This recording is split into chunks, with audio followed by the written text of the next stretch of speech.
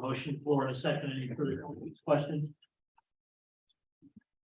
Call for the vote. Councilmember Byerly. Yes. Councilmember Conklin. Yes. Councilmember Missouri. Yes. Councilmember Stevenson. Councilmember Tinker. Yes. Councilmember Morris. Yes. Mayor Long. Yes. Swearing in of Chief Matthew Rickard. Swearing him in. Good. Somewhere in the happy mob entering through the back of the room.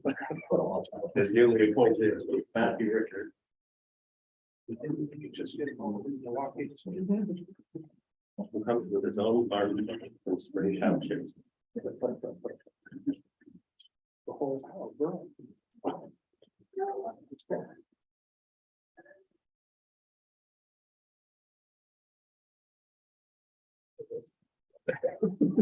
I'll smile again. Hard to mention as well. Yeah. Okay. So you're gonna say it.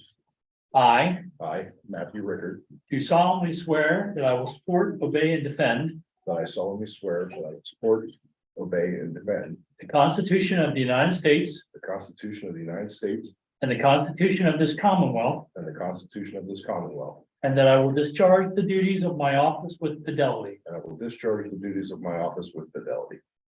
Thank you. It's an honor. Thank you very much, sir.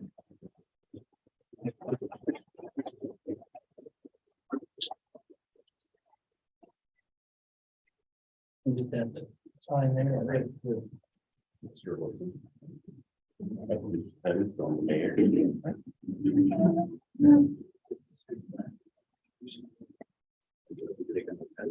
Dan. Thank you, sir. Not nearly as nice as Chief Smith.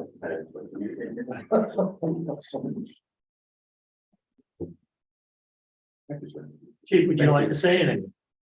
No, I appreciate everything. I'm happy to be here. I'm really happy having all my family and to share this moment with me, and I look forward to many more years of serving the citizens of Lock Haven. Thank you. Thank you again. Thank you.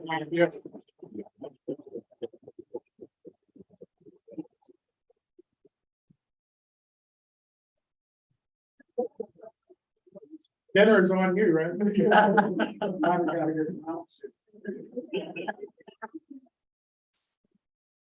Give them a couple minutes to- if they don't want to sit here all day. As entertaining as we might be. Those interested in photos with the chief. You take into the out of. For a small fee. We're obviously not important to John, so. Donation.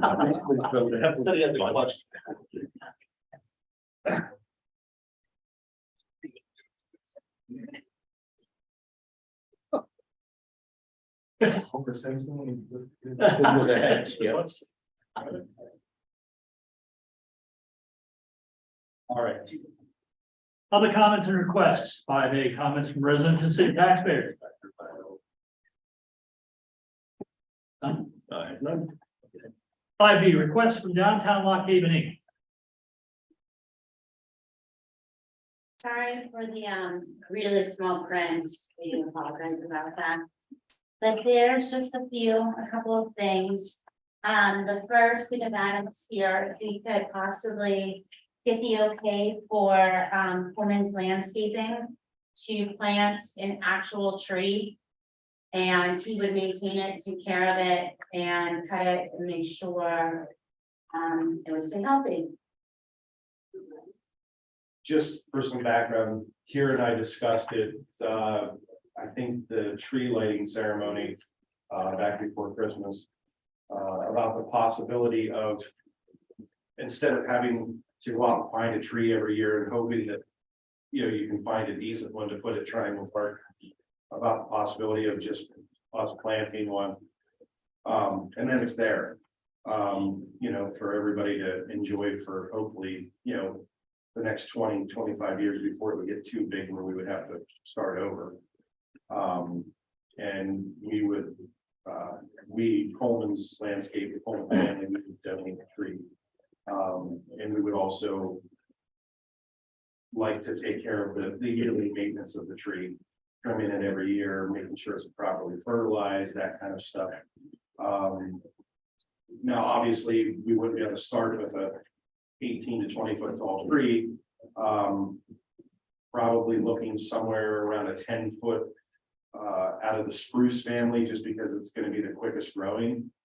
But I just think it'd be something nice for the city to have, and that way you folks don't have to scramble every year, hoping that somebody, has a tree that they're ready to cut down, and it looks nice enough to actually display in Triangle Park. So we're gonna worry about falling. Correct. Discussion. Now, does that fall into our plans for Triangle Park and? We don't know yet how we're gonna design Triumph Park. So that could be our only issue.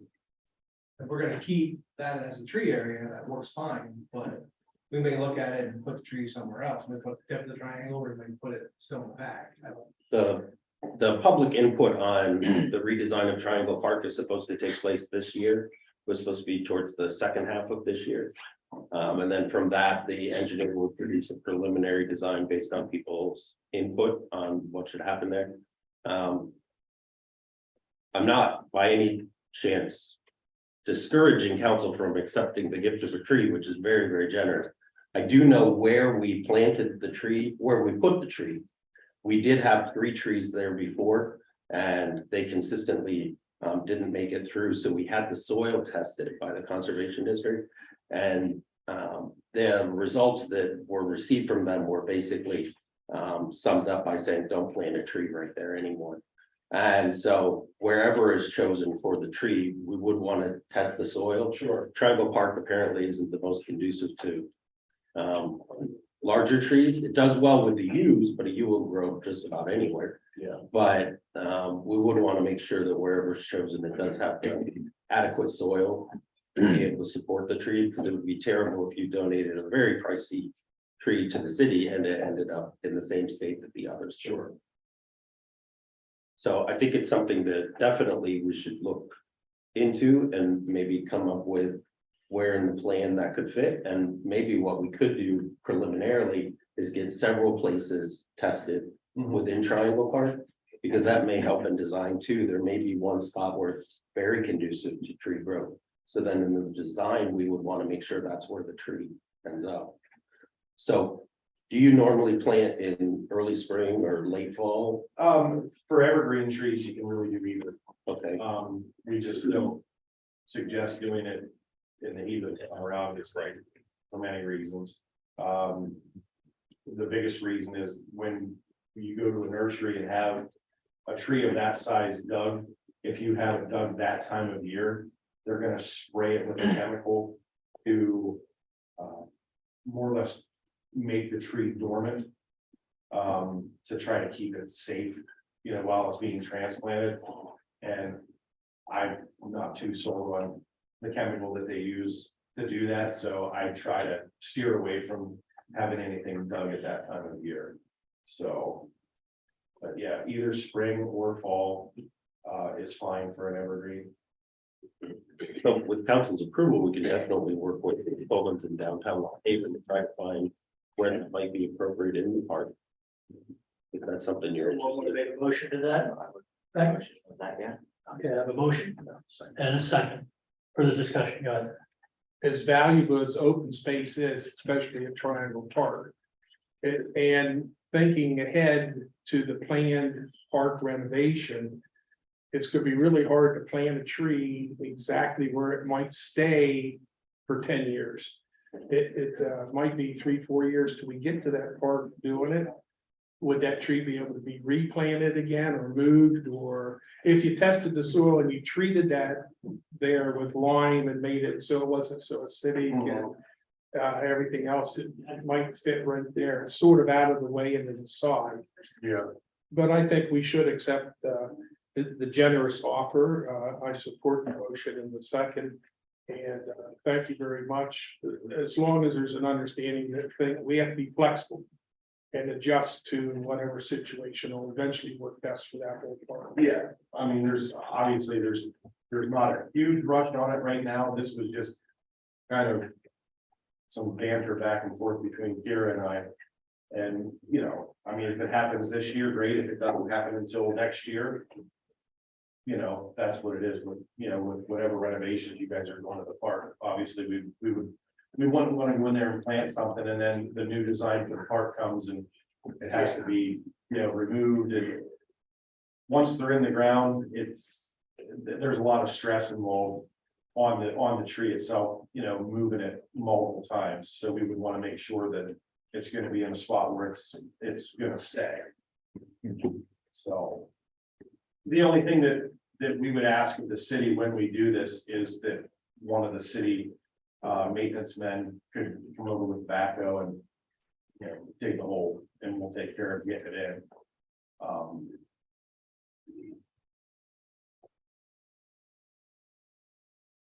think that would be an issue, but Yeah, I think our first step then would count, once council takes action, would be have Public Works look at getting different areas tested with the soil. Any further discussion? We have a motion on the floor. Call for the vote, please. Councilmember Byerly. Yes. Councilmember Conklin. Yes. Councilmember Missouri. Yes. Councilmember Stevenson. Yes. Councilmember Brinker. Yes. Councilmember Moore. Yes. Mayor Long. Yes. Thank you. Thank you so much. That's Yeah, huge. thank you. It's a huge deal. I mean, nobody is really a stranger with our family. We're a big Christmas family, so it just kind of made sense with, you know, wanting to help the city out and keep everything looking Christmassy at Christmas time. Yeah. So. Appreciate that. Yeah, thank you. So I guess we're still on request from downtown Lock Haven. Yeah. He's going forward. So the first one would be for Canal Park on Friday, March 31st for our glow in the dark Easter egg hunt, which will be a new event this year. It would basically be all day from 8 AM until 9 PM, because we're gonna have to set up, take things down. We'll have the Easter bunny there like we did last year, except it will not be in Triangle Park, it would be over there. We received a lot of positive feedback, especially from homeowners surrounding Canal Park, that a lot of the elderly were excited to see kids going through the park with the inflatables this year, but they were excited to see the park utilized. So we figured, let's move it there for a change. We can kind of use all the parks. The second request would be for the National Small Business Appreciation Week, to use Triangle Park with our oversized sign that says "We Heart Our Small Businesses." That would run from Sunday, April 30th until Saturday, May 6th to celebrate that week. The next request, I received a call from Elise from Keystone Central School District. They are really into having their prom located on the East Main Street parking lot. So they were hoping they were able to do that for Saturday, May 20th. And I extended it until Sunday only because they're gonna reach out to Pegasus to get quotes on a tent. They have Kyle Churchetta, who will probably be the DJ. They'll need the electricity to run lights, and it will be chaperoned. Once you leave, you will not be allowed back in.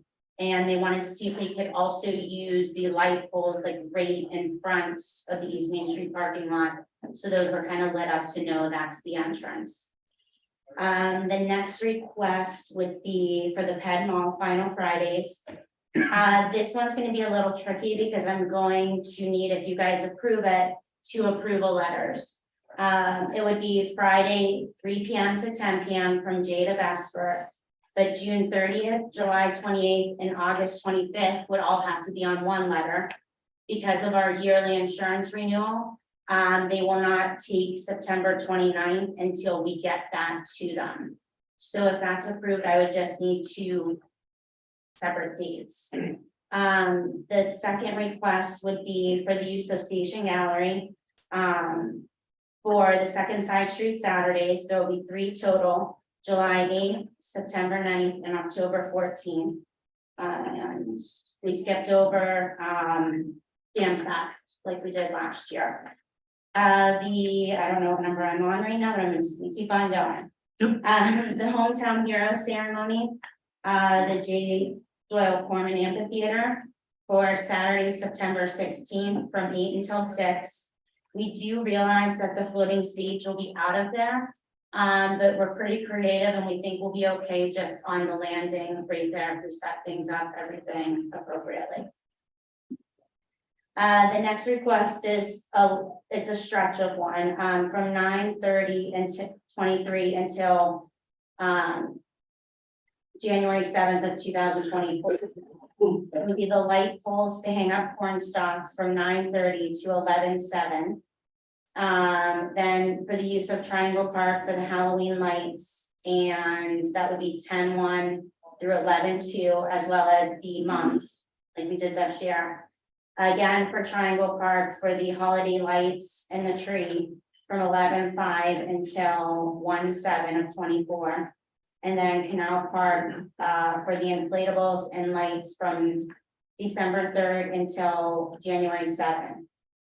Then our final request for tonight is the Saturday, November 25th for the holiday parade from 5:30 until 10. This one does have a new location.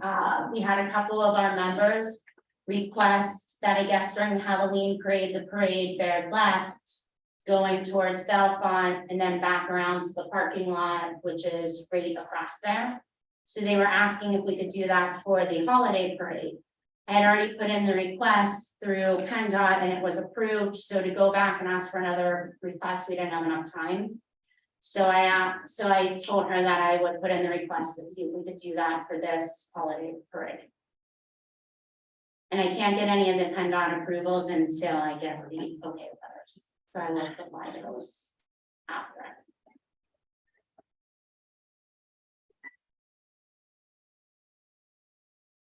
Question. Are we approving this whole menu? in We this can, window? if someone wants to make a motion as one motion, we can. But I can't resist asking a question. Who thinks it's a good idea to hold a prom in a parking lot? Well, they do because things are happening downtown and they want to be where things are going on right now. Especially that Fallon Alley looks amazing. That could be a photo opportunity for them across the street. I think it's a wonderful idea, Richard, since you asked the question. Well, I can remember actually some years ago when my daughters went to prom, it was a big production. It was hairdos, ball gowns, corsages, tuxedos, dinner, and a limousine. We're now going to take a limousine to these Main Street parking lot. I'm What? sorry, I don't get it. No, I can understand what you're saying because my prom was where I grew up. We actually had dinner and it was at a venue with limousines and things like that. They do not do that. So they are hoping that we can work with the restaurants to get, of course, price fixed meal so that they can enjoy the restaurants downtown and have prom there as well. And with the alleyway, I don't know the word I'm trying to think of, yellow block lines. There's room to unload and load. Well, I suppose if you wind up marrying your prom date, you can always have the wedding reception at McDonald's. Well, I guess they don't have as high as. I think it sounds really fun. And you did say they're looking at getting a tent. Mhm. But what did you realize over the wind doesn't work? No? Have you ever been to an outdoor wedding? Yes, And I'm Not sure it mine. was in a tent, and I'm sure it was it wasn't beautiful. actually, it was in Zindel Park. And I went there with my instrument and then discovered they had no electricity. So I will put the agenda that downtown Lockhaven was presented as a motion on the table. Second, first and a second on the, yes, sir. The only thing that I'm really questioning is, and I heard your explanation and I heard it in the meetings too, is stopping here because bringing the parade around the monument and stopping here in front of City Hall in the lot. You know how much traffic there is, that if you shut Church Street off, where is the downtown going traffic gonna go? Other than Bald Eagle Street, and cause really bottlenecks and traffic jams. So, Well, you approved it And what for the was- Halloween parade. well, we usually run it clear down to the Hopes. It Well, usually- it didn't, it came around this way and Yeah. went to Hope Post. Yes, I know. And was And there ever a problem with that? there was, but we're just something we don't see. And, I was looking for an alternative somehow to reroute traffic.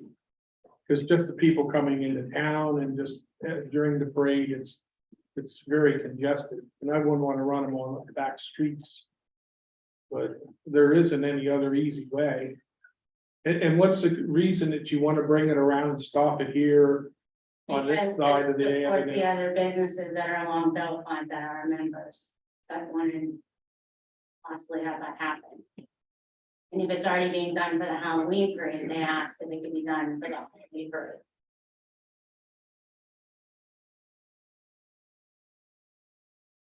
So it's hard to tell our businesses that, yes, you'll approve it for a Halloween parade, but you won't want to approve it for a holiday parade. And I would like it if you do not want to approve that because you're on our board, that you can help me explain that. Because that's gonna be very difficult. After exploring it for the last 20 years, parades, if a lot longer, probably 50 years. And by stopping on First Street, it gave you that unload, load area, safety zone. When the plane disbands, they're not scattering, but in an orderly, more orderly fashion to block off that side of the street and not affect 150 going down Church Street. But I'm gonna vote to approve all the requests. And we can wait and see how it turns out, but I think we should get more input from the chief and our traffic and public works director and PennDOT. Because usually if you detour off of a PennDOT road, they don't like you to use city streets. They want you to go PennDOT on the PennDOT on the PennDOT. But how did the Halloween parade get approved? I don't know. It always has.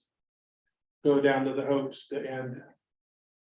So if they did it, I guess we could do it for Christmas too.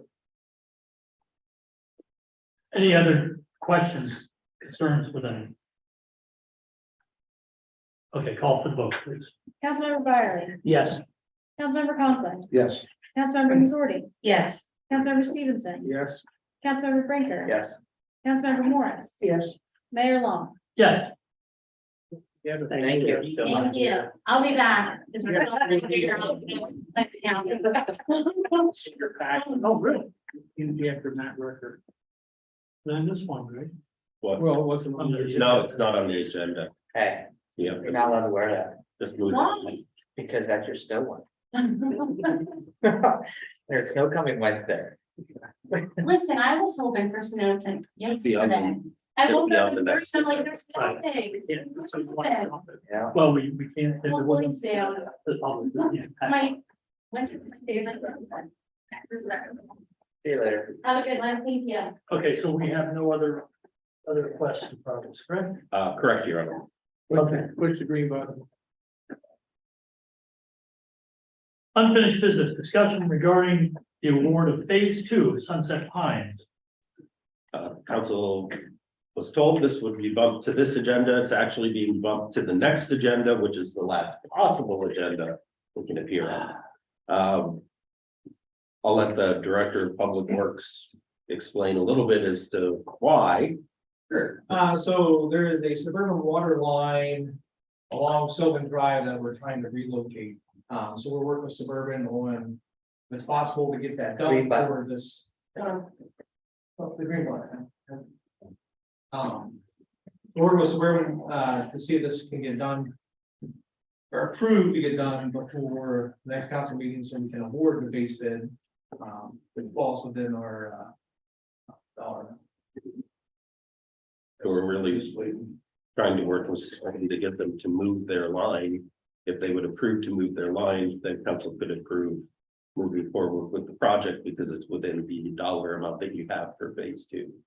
If Suburban won't move its line, then you won't be able to proceed. and it'll have to be pulled from this year's project.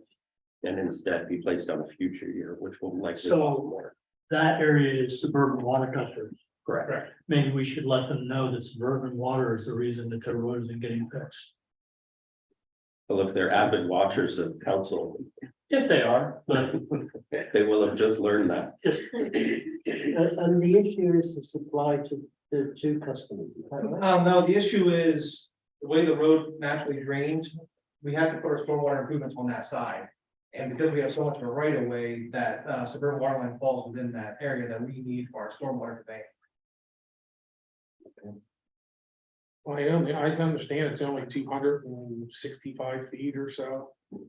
250, 260. I mean, they service those customers and they knew a year or two, a couple years ahead of time, they did locate something else, another water line up there, right? A 6-inch line right that attaches to that 2-inch line, yes.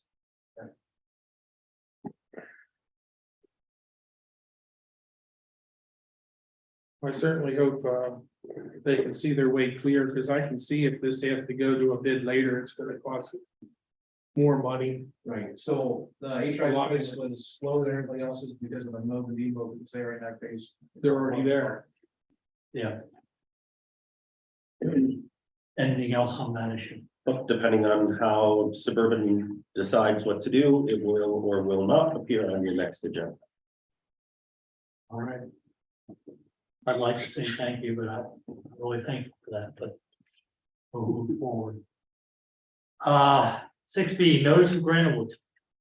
So as usual, city planner Abby Roberts has, take the pun, hit this out of the park.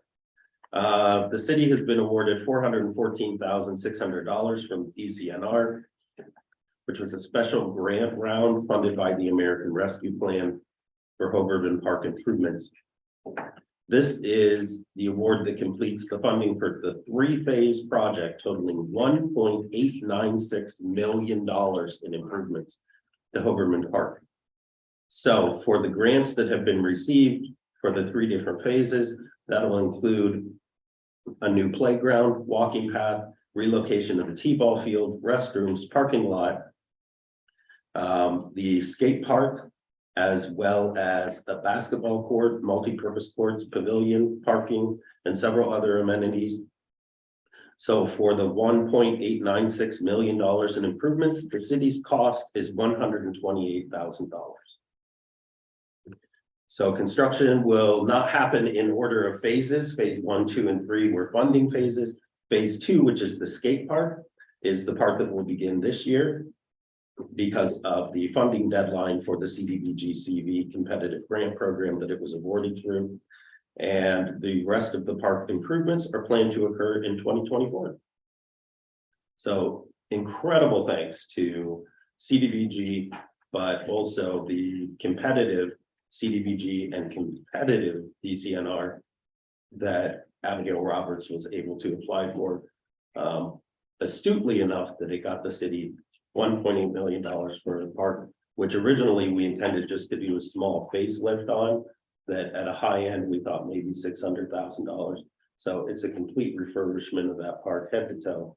And that's incredible because a lot of people, especially in that neighborhood, don't have lawns, and that park is their lawn.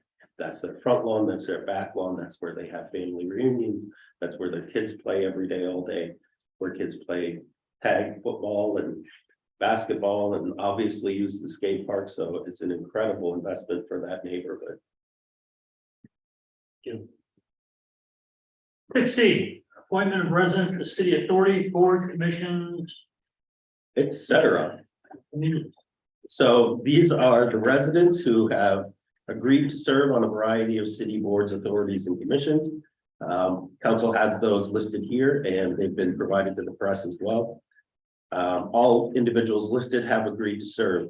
There are still vacancies on some boards and commissions, and those will be put out through a push notification on both the city's website and its Facebook page.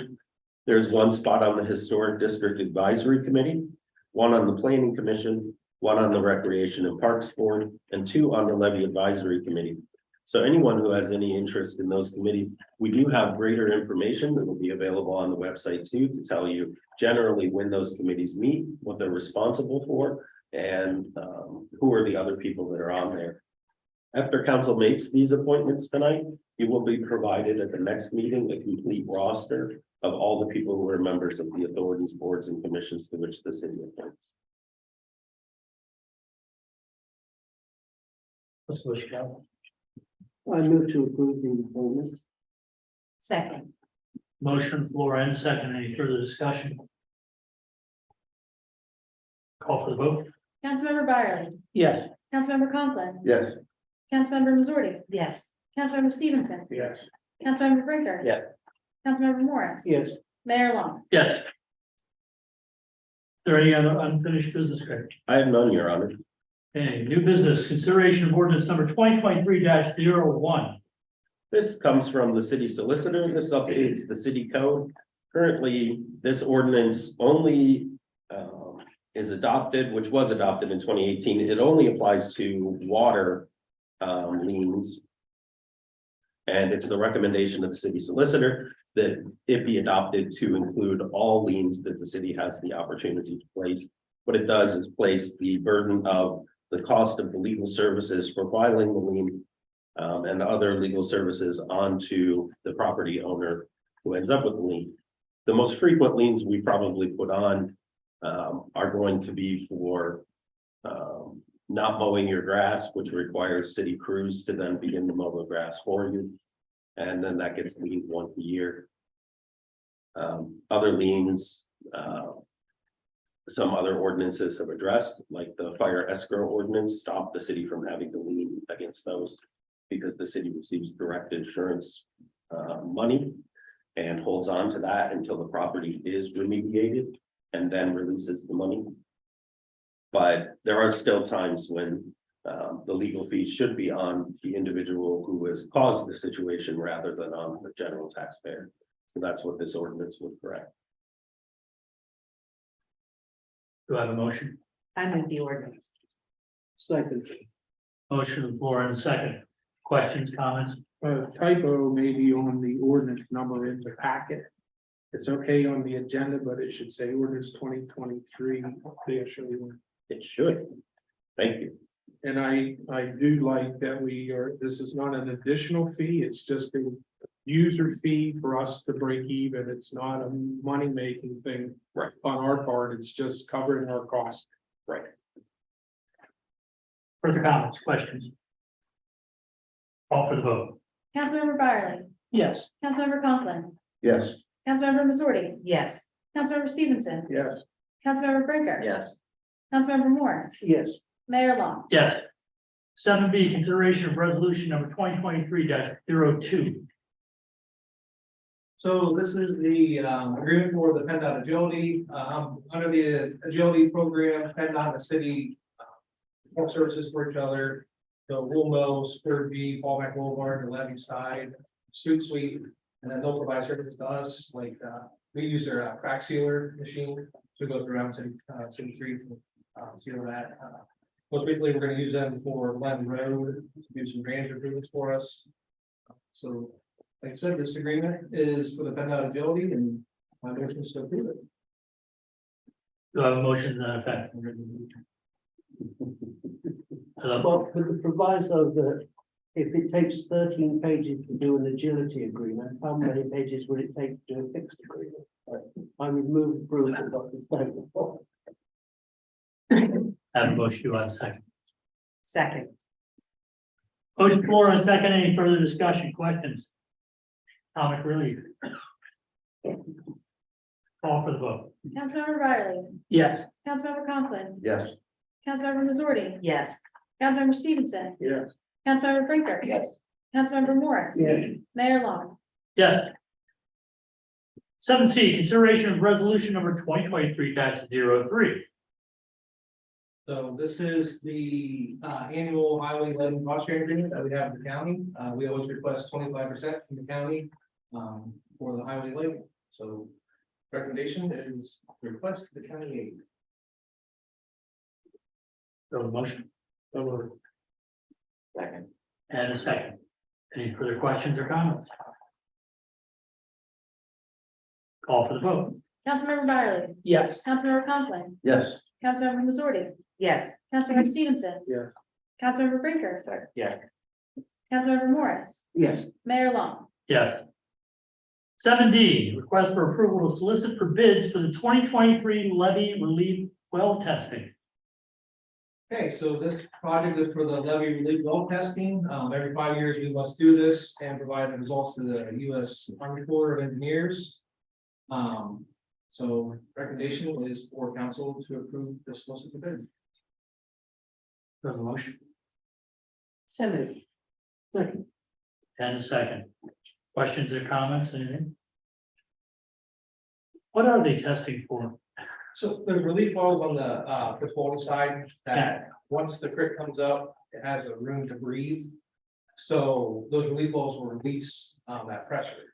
So what they actually test is to see if those release wells have a certain capacity. So they'll plug them and then test them, and they have to maintain like an 80% capacity guarantee. And then if they do, then we don't need to do any work to them, they just pass. But out of this project, if they're below 80%, then they would just go through, grout them and test again and make sure they are compliant. Thank you. Any other questions? Call for the vote. Councilmember Byerly. Yes. Councilmember Conklin. Yes. Councilmember Missouri. Yes. Councilmember Stevenson. Yes. Councilmember Brinker. Yes. Councilmember Morris. Yes. Mayor Long. Yes. 7E, notice of a new application for the PLCD license. When the Liquor Control Board receives an application within the municipality for a new Liquor Control Board license, the city is notified. It doesn't take any city action. It's just for your information. But an application has been filed by the Coast Bar LLC located at 4 North Henderson Street, Lock Haven. And I'm sure you'll receive more information in the future as that progresses. Thank you. 7F, discussion regarding single point of entry in the guard at the city hall. So you, I asked to have this put on the agenda. Do you want to start the discussion? Yeah, so Mayor Long was good enough to pass this along, and it's included in the agenda, so I won't read the email. Obviously, you guys can do that. So it was just brought to my attention really a couple times, but just recently at a meeting, just asking the question, one, why do we still have an armed guard at the entrance to City Hall? And all of us certainly understand the need for security in the building. But that was initially put in place during the pandemic, during all the COVID things. Obviously, those are no longer required, but we still have that. And the comment was just in general that it really presents a pretty unfriendly approach to City Hall, pretty intimidating to have an armed guard. Is that needed? And these are all questions that were presented to me. I'm not saying I agree or disagree with all of them. Also, the second question was, who's paying for that? What's the cost? Do we know the cost? It's obviously in the budget somewhere, but how much is that? And is that cost really worth what we're looking to do? And then 3, as part of that, if the cost is an issue or a concern, which obviously it always is with council, would it be more cost effective to do it a different way? You have to buzz in anyway. Would it be more cost effective to put a camera? If you need visual recognition, if I'm coming in to pay my water bill and you want to know that it's Doug Byerly, you can obviously have a record of that. And then we could verbally say, what are you here for? I'm here to pay my water bill, and you could get buzzed in to do that. At least you would know who's coming in, when they're coming in, et cetera. So those are just questions that were brought to me, but I think they are legitimate questions. Is it needed? Is there a better way to do it? And then how much does it all cost? So, okay, the first question I think we have to ask you is what is the cost? Well, the armed guard is provided by a contract with Vet Force Security, which is a member of the Economic Partnership.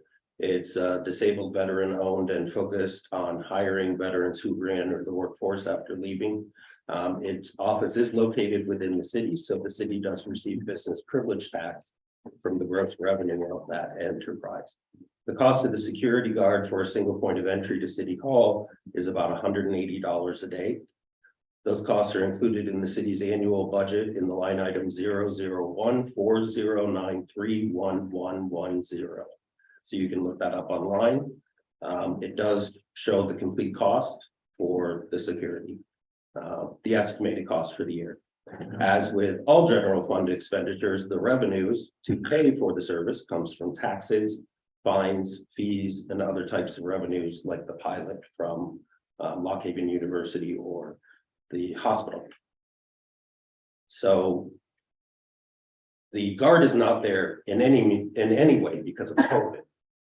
The guard was there prior to COVID. The plan was implemented. Then, because of COVID, the building was shut down, so there was no guard for a great deal of time. When the building reopened, the guard was put back in place. And while council makes the rules, which is its obligation, it's the obligation of the city's administration to enforce those rules. And that doesn't always make the people in this building friendly in some people's eyes.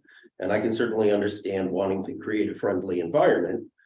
And generally, I believe that the guards are friendly, but the enforcement of the rules set by council certainly can be something that people don't find themselves pleased with. And we are in this building responsible for shutting off people's water for non-payment. We're responsible for booting their car because they didn't pay their parking tickets. We are responsible for sending them to the district magistrate when they fail to correct zoning or coding issues. And so this is part of what you as a council entrust us to do. And in 1972, council delegated that the city manager shall prescribe rules and regulations as he shall deem necessary for the conduct of administrative business. That includes the direction and supervision of city buildings and property according to the city code. When threats of physical violence against city administrative staff began in 2019, I had to take those threats seriously because other municipalities in Pennsylvania in just the last few years certainly wish that they had made the same decision on putting more security before a shooting in Ross Township's municipal building left 3 dead and 3 injured. Then 4 were injured in a shooting in Masontown, Pennsylvania, in their municipal building. And then the zoning officer was gunned down in the municipal building of Paradise Township, Pennsylvania. I think you and I can both agree, none of these sound like Philadelphia or Pittsburgh. These are just regular old communities in Pennsylvania, just like us. I worked with the chief of police at the time to find the most cost-effective way to provide the safety of those who do the job you require of them. Instead of installing expensive metal detectors like the county, we contracted with Vet Force and provided the guard with a more cost-effective wand to check people before they come into the building. While we could install a bulletproof window in the double doors that are out there, it still would have to accommodate a door. So we'd have half of that be a bulletproof window, half be a steel door. That cost is substantial and seems senseless to do without knowing what the future renovation plans of this facility are, which since 2019 still have not been cemented. No one who has a reason to meet with any member of the city's administrative staff has ever been turned away, ever.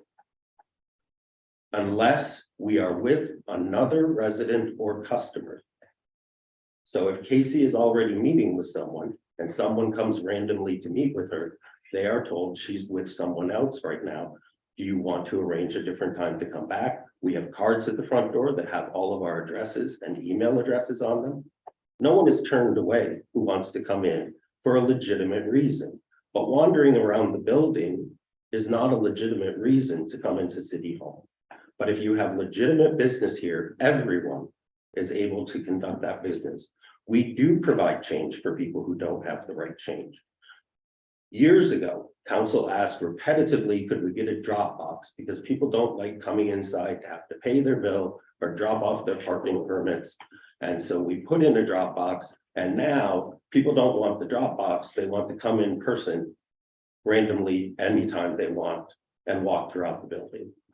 So I will say that instead of council making this decision, if council were to ask the people who work inside this now secure building how they felt, I think that you would find that they would unanimously choose to keep the guard at the front door for their safety and security. Now, that may not make a lot of sense to someone from Woodward Township who feels that we should be friendlier and let them wander throughout the building. But it does to the people who are smart, well-trained, educated, capable employees who are safe and who are not just valuable in this workplace, but priceless to their families. And I believe, as your city manager, that we have an obligation to spend the money to keep those employees safe. So Doug, you brought the topic up. Do you feel that the question is answered there, or what? Well, as I said in the email, Mayor, my purpose of bringing it up is exactly that, and I appreciate Greg's information, and I don't disagree. I'm not saying I disagree, and that was the point of the discussion. I'm glad there's clarification, and I do feel there needs to be security in the building. I would point out that the citizen that Greg mentioned also owns property in the city, so he's not just a random resident of Clinton County. He's concerned about what happens in the city. He's a property owner in the city, he pays taxes in the city. And I think Greg would agree, as city manager, any citizen has the right to question government at any time about what they're doing. $46,800 is a pretty good ballpark number. And the question in the discussion was, if that's the most cost-effective way to secure the building, great, then continue to do it. But we do have a city police staff of 12 to 14 officers, literally 50 yards down the hall. Maybe with the change in leadership in our police, maybe it will be time to review the process to see if there would be a way to use that staff. I'm not saying that would be more cost effective, but maybe it would be time to take a look at that as well. I think it paid considerably more money per hour than what the security guard. I'm not saying it would be more cost effective, but maybe the conversation could happen as well. Well, we are discussing safety of the building and the chief of police is here. If council had any questions for him. Chief, do you want to comment on this? You know, I think there isn't a person in the room that wouldn't love to not have to worry about safety and security, but that's just not the time, the day and age that we live in. I think the security guards that are here that I've encountered and I mean, I see them every day and they're constantly doing things, you know, escorting people, bringing things back to the police department and things of that nature. They seem super friendly, very approachable, and I have never heard a complaint of any of them, or, you know, about any of them. As far as, you know, the officers being, you know, just down the hall, well, certainly, but even if the officers are back the hall, if a citizen can come in, a disgruntled citizen, and is prepared to do harm, they're up there, the water department, the treasurer, that harm would be done well before an officer can get there, if they're even here. So I think it's a risk. And we give you lots of complaints about them being here and not out in the street. Yeah, absolutely. Yes, Yes, they're sir. supposed to be doing. But I mean, I just think that it's taking an awful risk by not, you know, not having somebody, you know, right there to stop threat before it gets through the doors. Well, I think this question has received far more attention than it deserved. And the answer is simple. City Council, City Hall has one security guard because it's not the type of building and therefore it doesn't need two. There have been 33 armed invasions of public buildings since January the 1st of this year. City manager has taken what seems to me to be a well thought out and rational approach to this property, to this problem, and I see absolutely no grounds to call this gentleman into question. As far as I'm concerned, that issue is now dead.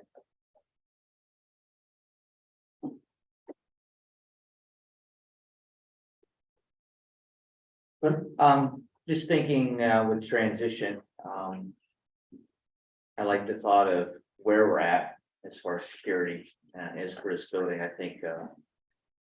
Right now with what we're at and trying to figure out what we're gonna do in the future as far as City Hall goes. I think right now status quo is probably the way to go, because I don't see how we could alter the city makeup of the building to try to make it safer. On the flip side, as a teacher, we're always paramount with safety. But we do not have a security guard at our main door. You get buzzed in, secretary lets them in. If they want access, now you need a driver's license to get into the building. There's a background security check right there, so. Maybe in the future, as we look forward to figure out what we're gonna do with City Hall, that might be the time to reconsider. Do we have security? Do we have a button like the high school has? The elementary, middle school has, where they come into a secure location and they can't get past there, because now we do have bulletproof. Now we do have the buzzers, and the secretary could push them through to the location. That could be the design, possibly what we're doing in the future. But for there, I don't see, like you suggested, to make short-term modifications to, future, is this what we're gonna do? But I think it's really good that we're having this discussion, because it gets us to thinking, not just short-term, but long-term of what we can do with that. And the city's architect from Buchard Horn has been charged with finding a way to basically create a system where there can be a bulletproof window. If you go to the district magistrate, district judge, their office, there's a large window there. So you never really make it past there. People, depending on what you need to do, will come and help you at that window, unless you're going into court. But that's certainly something that he's been charged with designing, so that it does reduce the need for a guard, because it does create, like you just said, that contained area that does keep people safe. But it's very difficult to cost effectively do that in the current setup of City Hall. So we did work together to try to find what we felt was the not only safest, but most cost effective way forward. I think the conversation being had is really important there, because people have, I've also been approached by citizens who've said, oh, why you're still doing this? And I think it's very good for all of us to kind of have that refresher and reminder that this is for the safety of everybody that works here, and this is just the nature of society today. And very nicely said on your part, Greg. I really appreciate the comments and clarification for us and for those listening at home. And it does get close. Second Avenue had a break in just last month. During work hours, we were picking leaves. So it is a real thing. Thanks, Tony. I can appreciate Doug's questioning. I've also been approached by different people at different functions asking the same thing. It might be the same people, who knows? I do believe to protect our employees.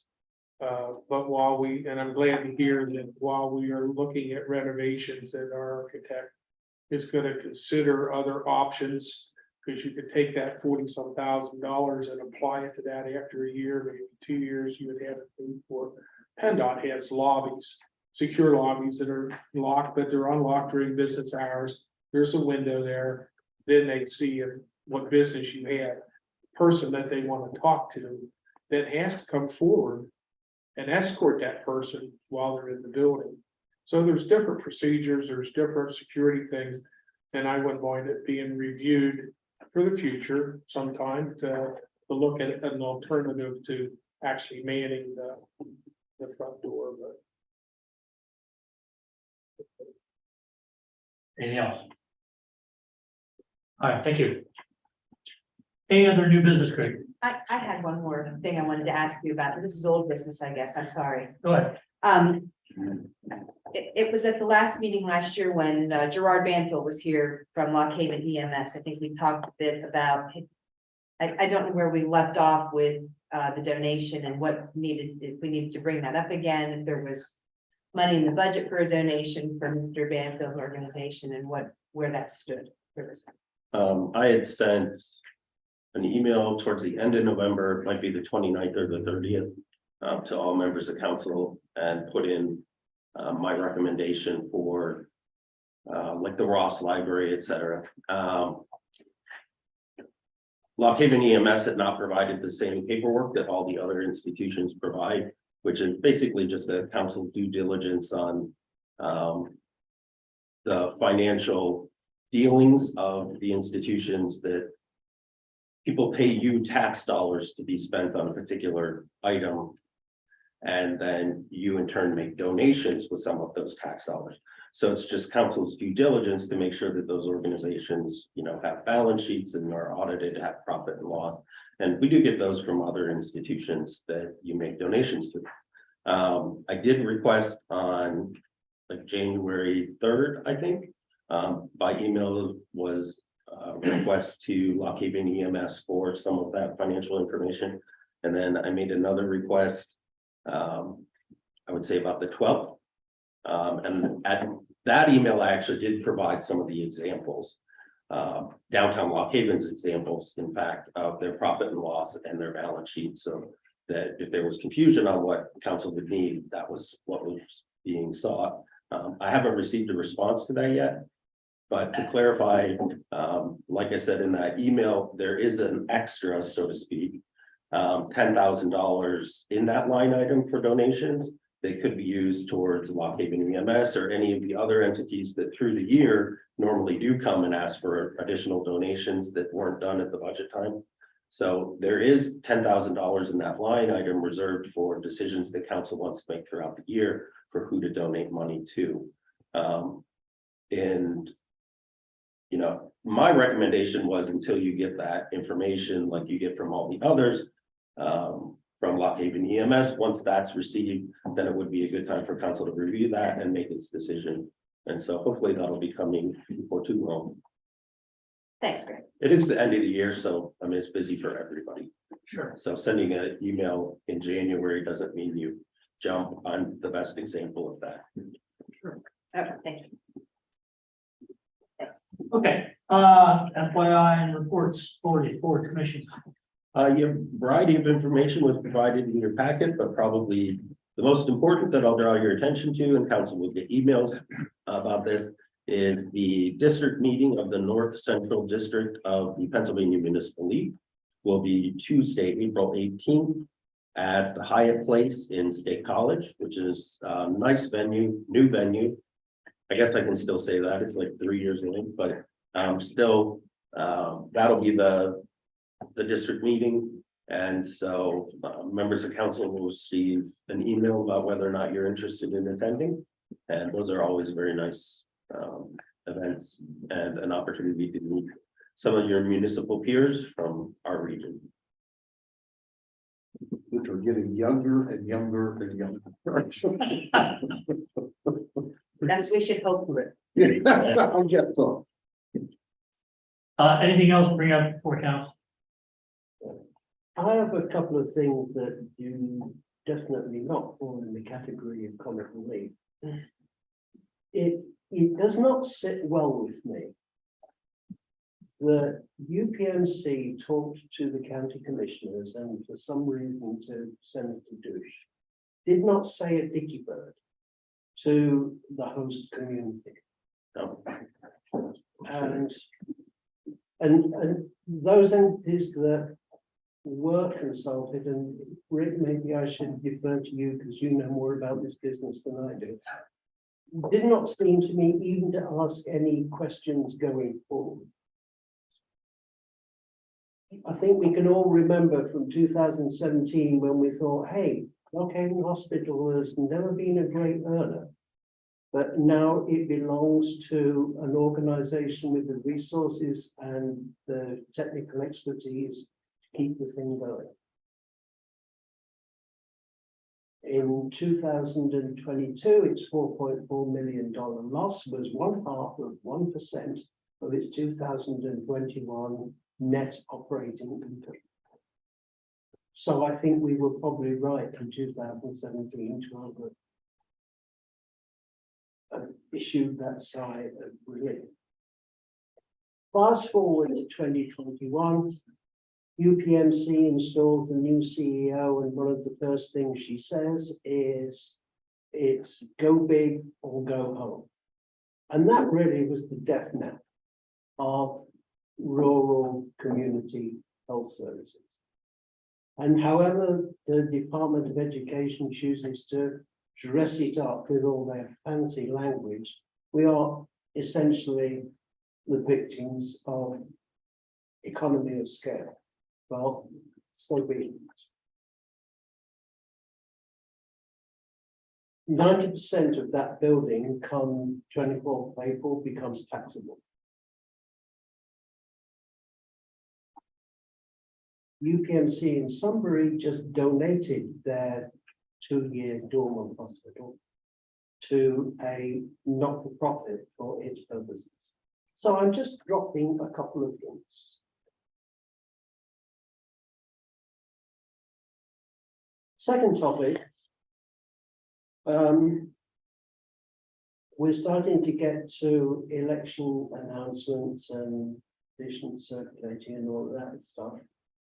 And people who might have an interest in running for city council therefore need to know that I will not be seeking another term on this body. Not interested in itself, but from the point of view of seeking to get elected, you kind of have a better chance if you don't necessarily have to unseat an incumbent. And therefore, for that reason, I'm just putting that one. Thank you. On the issue of UPMC, I was contacted today by Ron Reynolds, the CEO here, and he asked me to come up and meet with him on Friday so he can go over what their plans are and show me what they want to do. I will report back to you with whatever I am told while I'm there. When they made their announcement, Penn Live and Harrisburg Patriot News contacted me right away with wanting to know what the feeling of the city was. And frankly, and I don't know if you got to see the article, concern over our hospital. Any news basically that the hospital was closing, except for emergency, and not knowing a whole lot about what it is exactly they plan to do. So they've reached out, and I will be going there Friday to meet with them on Richard's other comment. Richard, sorry to hear you won't run again, and appreciate. And I'll say this when you're done as well. We appreciate the time you had to give. I will miss this more than I will be missed. That is not true. From my personal perspective. Does anyone have anything else? Do I have a motion to adjourn? How are you going to adjourn next year? Well, someone will have to. We'll be in constant reset. The new guy. Do I have your motion, Richard?